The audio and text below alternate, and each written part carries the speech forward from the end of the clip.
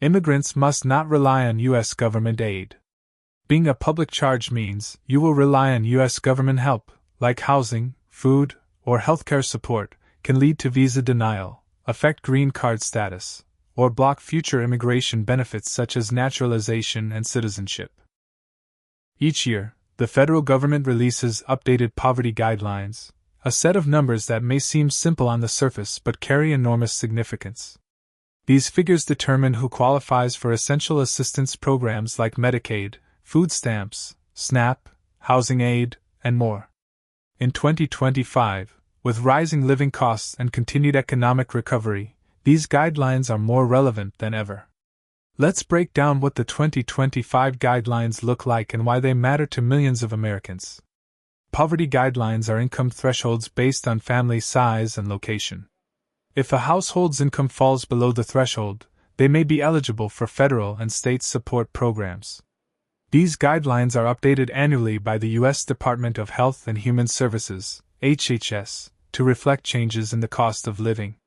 They are not the same as the poverty thresholds, used by the Census Bureau for statistical tracking, but they are closely related and used in real-world program administration. For the 48 contiguous states and Washington, D.C., a single person is considered below the poverty line if earning less than $15,650 a year. A family of 4 must earn less than $32,150 to fall below the poverty threshold. For each additional person, add $5,500.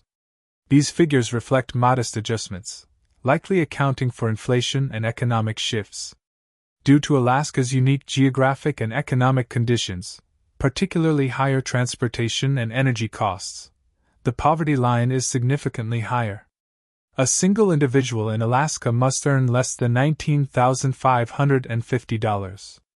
A family of 4 falls below poverty at $40,190. Each additional person raises the limit by $6,880. Hawaii, with its own distinct cost of living, has a separate set of figures as well.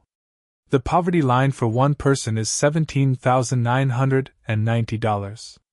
For a household of 4, $36,980. Add $6,330 for every extra family member. These guidelines determine eligibility for Medicaid, Supplemental Nutrition Assistance Program, SNAP, Children's Health Insurance Program, CHIP, Head Start, Federal Student Aid, Subsidized housing and utility assistance. For example, if a family of 3 in Florida earns $25,000, they fall below the $26,650 threshold and might qualify for multiple forms of aid. But the same income in Hawaii would not qualify unless the family size or costs are higher. In 2025, conversations around affordability, healthcare access, and wage stagnation continue. While poverty guideline updates help programs stay responsive, critics argue they still underestimate real economic hardship, especially in cities where rent, childcare, and healthcare eat up incomes quickly. Many economists suggest that poverty guidelines should also consider regional housing prices, transportation access, and modern necessities like internet and cell phones. The poverty guidelines don't make headlines every day, but they quietly shape the lives of millions. Understanding where the line is, and what it means, helps families make informed decisions.